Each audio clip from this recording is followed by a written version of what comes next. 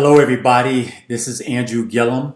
I know it's been a while since we've had an opportunity to connect, but as many of you know, I decided to take some time away to work on myself, deal with some issues that I was having. I went away to rehab to focus on my issues with alcoholism, having grown up in a household where my father battled addiction to alcohol and later died from complications from that deadly addiction. I know well the toll that alcohol can take on not only the individual, but also on the family. I know well the toll that it took on my father's dreams, on his hopes, on his ambitions. And I knew that if I didn't want to recycle many of those same issues for my children, that I had to do something about it, and I had to do it now. With a lot of encouragement from family and the people who love and care about me, I also got into therapy where I could start to talk through some of what was going on with me. I knew that if I had not dealt first with issues of addiction and the numbing that I chose with alcohol, there was no way I could start to pull back the layers and talk about what was truly happening underneath. Therapy created the outlet for me to be able to do that, to be able to talk to somebody.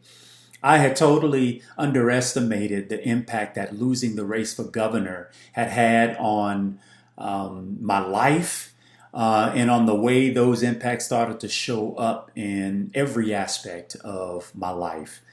I didn't want to talk emotionally or really deeply about what had happened in the race for governor because it was a constant reminder of failure and my own personal failures. It was a reminder that I had let so many people down. It was a chorus of this voice that I tried for so long to quiet, which said that I wasn't enough, that I wasn't good enough.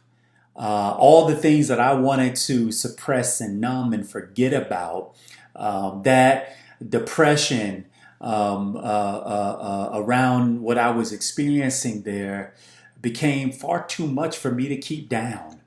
And that's the real crazy thing about depression is that a lot of times we think we're dealing with it. We're strong and we'll put on a brave face and it bubbles up on the inside. But eventually what is bubbling up on the inside is going to come out.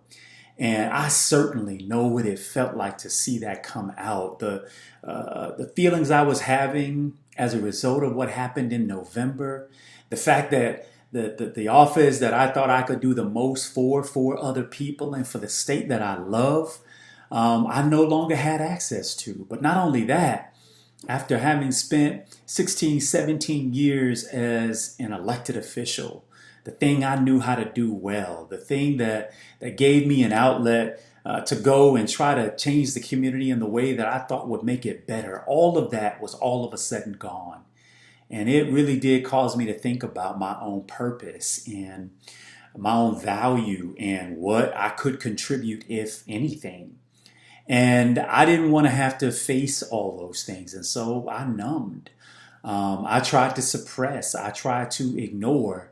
And as I said, those things come up and they have a way of showing out. So I did the one thing that I knew I could do. And that was I got busy.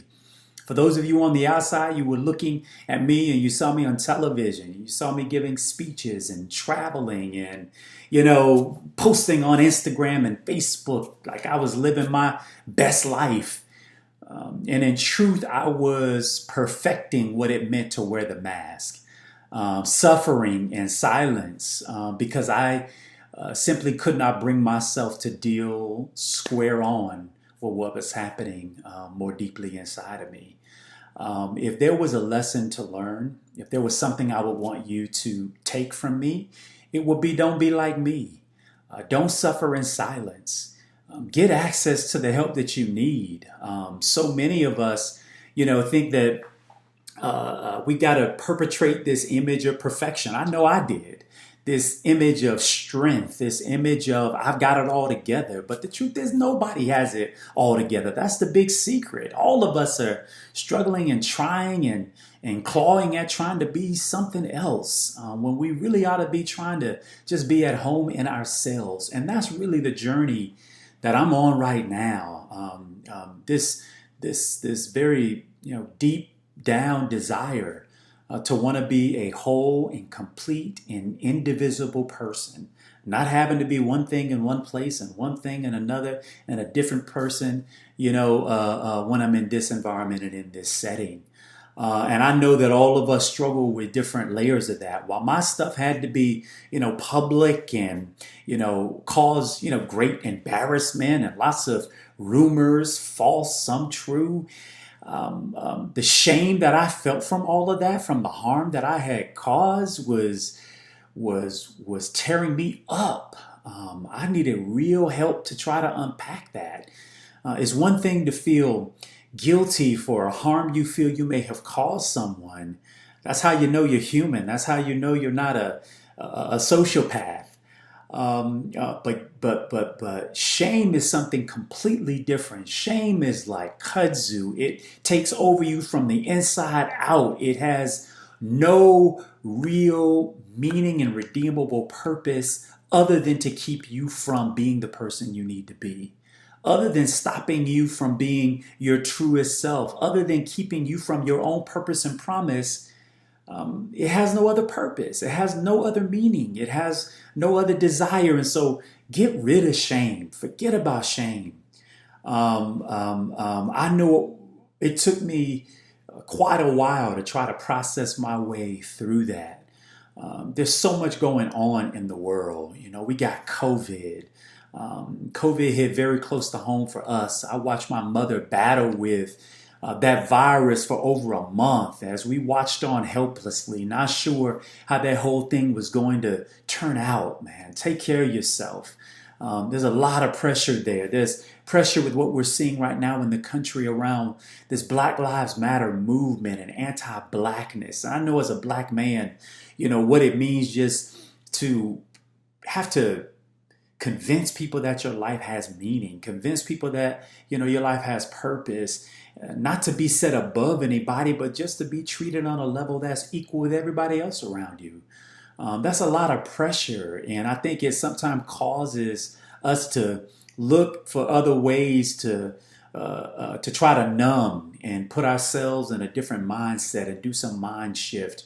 But y'all, this thing is killing us. Depression is killing us. Suffering in silence is literally taking so many of our lives. And I would just want you not to have to experience what I had to experience to get to a place where you can try to begin the work to being at your best and to becoming your best self. I want to thank a person who is my life partner, my wife, RJ, a woman who knows everything that I am and everything that I am not.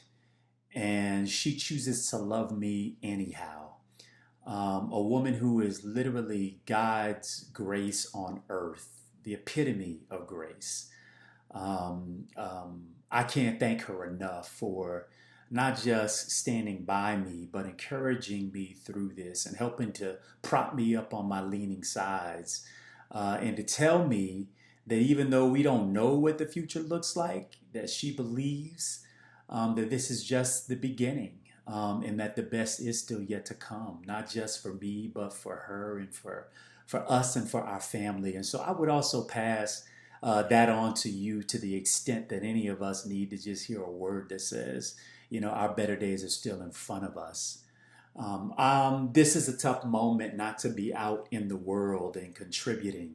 I have found it particularly difficult, but I want you to know that although I can't be what I would love to be for you and for myself and for my community at this time, I hope you know that I couldn't be those things because I couldn't be what I needed to be for me first.